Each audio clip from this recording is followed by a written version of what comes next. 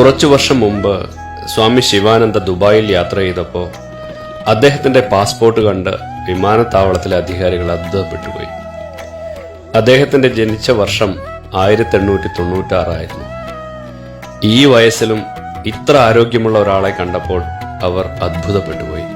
129 വർഷം പൂർണ്ണ ആരോഗ്യവാനായി ജീവിച്ച സ്വാമി ശിവാനന്ദ ഇന്നലെ സമാധിയായി. 2022 അദ്ദേഹത്തെ പത്മശ്രീ പുരസ്കാരം നൽകി ഭാരതം ആദരിച്ചിരുന്നു.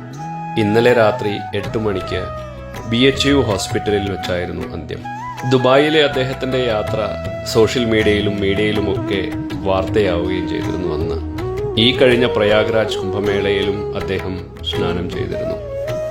രാവിലെ 3 മണിക്ക് എഴുന്നേൽക്കും, യോഗ ചെയ്യും, പകുതി വേവിച്ച അല്പം പച്ചക്കറികൾ മാത്രം കഴിക്കും.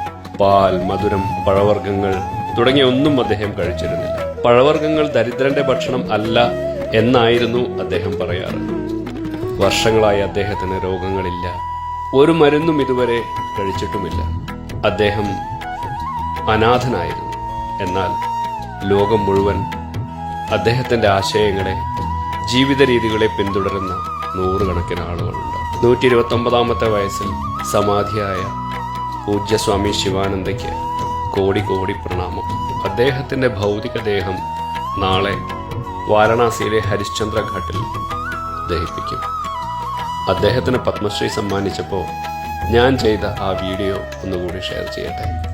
54 പേർക്ക് പത്മശ്രീ അവാർഡ് കൊടുത്തതില് നമ്മളൊക്കെ ശ്രദ്ധിച്ചൊരു വ്യക്തിത്വമുണ്ട്. 125 വയസ്സുള്ള ഒരു സാധു വൃദ്ധൻ, സ്വാമി ശിവാനന്ദ. അവാർഡ് സ്വീകരിക്കാൻ സദസ്സിലേക്ക് കയറി വരുന്ന ആ വീഡിയോ നമ്മളെല്ലാവരും കണ്ടിട്ടുണ്ടാവും. അദ്ദേഹത്തിന് ഈ ജനാധിപത്യത്തോടുള്ള ബഹുമാനം എന്തുമാത്രമാണെന്ന് അത് കാണുമ്പോൾ നമുക്ക് മനസ്സിലാവും. 1896 തിരുനെൽവേലിയിൽ ആണ് അദ്ദേഹം ജനിച്ചത്. 6 വയസ്സുള്ളപ്പോൾ തന്നെ അദ്ദേഹത്തിന്റെ കുടുംബാംഗങ്ങൾ മുഴുവൻ മരണപ്പെട്ടു. അനാഥനായ അദ്ദേഹത്തെ ബന്ധുക്കളാരോ ഒരു സന്യാസിയായ സ്വാമി ഓംകാരാനന്ദയെ ഏൽപ്പിക്കുക. പിന്നെ അദ്ദേഹം വളർന്നതൊക്കെ ബംഗാളിൽ. സ്കൂൾ വിദ്യാഭ്യാസം അദ്ദേഹത്തിന് കിട്ടിയില്ല. എന്നാൽ ആധ്യാത്മിക വിഷയങ്ങൾ അദ്ദേഹം പണ്ഡിതനായി മാറി. 296 പുസ്തകങ്ങളാണ് അദ്ദേഹം എഴുതിയത്. യോഗയിലെ സാധാരണ ആസനങ്ങൾ മുതൽ ആധ്യാത്മികതയുടെ ഏറ്റവും ഉന്നതിയിൽ നിൽക്കുന്ന ഫിലോസഫി വരെ അദ്ദേഹം പുസ്തകങ്ങൾ എഴുതിയിട്ടുണ്ട്. സ്കൂളിൽ പോകാൻ അദ്ദേഹത്തിന് ഭാഗ്യം ഉണ്ടായില്ല. എന്നാലും അതിമനോഹരമായി അദ്ദേഹം ഇംഗ്ലീഷ് സംസാരിക്കുന്നത് കേൾക്കുമ്പോൾ ഒരു സംഗീതം കേൾക്കുന്ന സുഖം ഉണ്ടാവും. 34 രാഷ്ട്രങ്ങളിൽ അദ്ദേഹം പ്രഭാഷണങ്ങൾ നടത്തിയിട്ടുണ്ട്.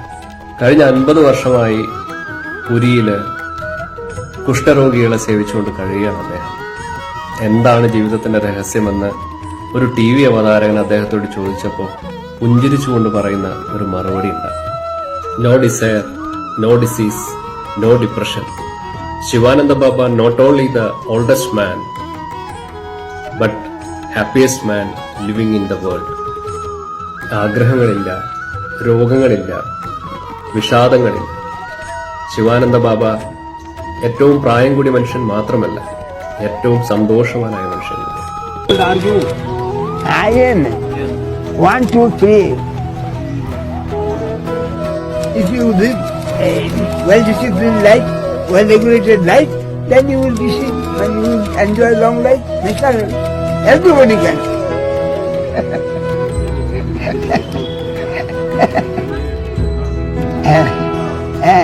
No desire now, no desire, no disease, no depression. ദരിദ്രനായ, അനാഥനായ, ഔപചാരിക വിദ്യാഭ്യാസം ലഭിക്കാത്ത, ഭാരതത്തിന്റെ പരമോന്നത ആദരവ് ഏറ്റുവാങ്ങിയ ആ മഹാത്മാവ് ഭാരതത്തിന് മാത്രമല്ല ലോകത്തിന് തന്നെ മാതൃകയാണ്, നമ്മൾക്കൊക്കെ വഴികാട്ടിയാണ്.